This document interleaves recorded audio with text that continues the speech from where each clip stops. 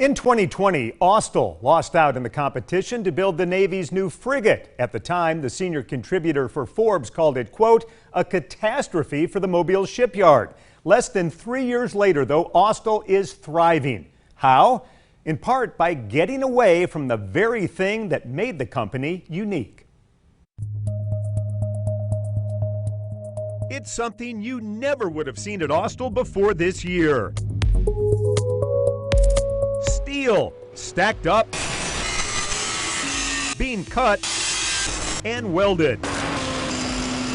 Austal's niche had been making only aluminum ships. After all, it's in the name, Australian aluminum.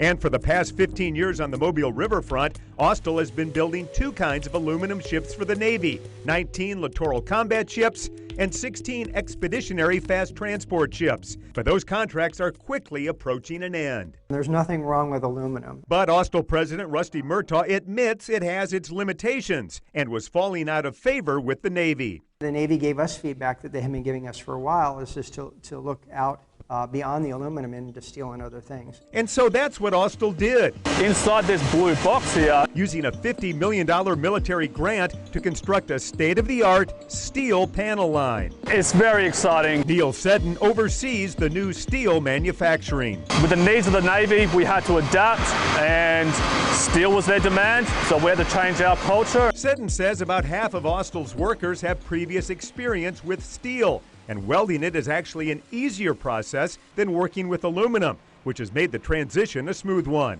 And Austal has managed to secure a number of contracts to deliver a variety of ships and projects. Austal is already making a steel towing, rescue, and salvage ship for the Navy called TATS. Next year, the company will build a massive dry dock for the Navy. And the year after that, construction will begin on almost a dozen steel patrol cutters for the U.S. Coast Guard. These steel contracts have softened the blow of the LCS and EPF programs coming to an end. I think it was a good thing that actually happened to us, because it really made us stand up and get more creative. That creativity includes making an aluminum, unmanned, partially solar-powered sail drone for the Navy. Austal plans to adapt the aluminum EPF to make a fast-moving military medical ship.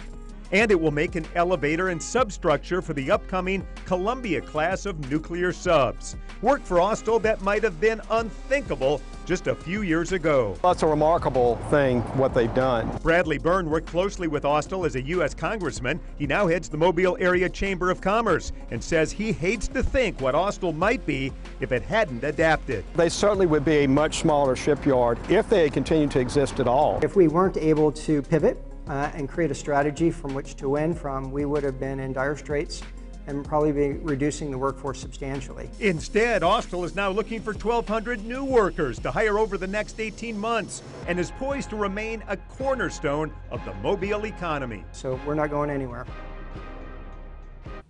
Austal plans to hold several job fairs to hire new workers. We'll keep you posted on that right here on News 5 and at WKRG.com.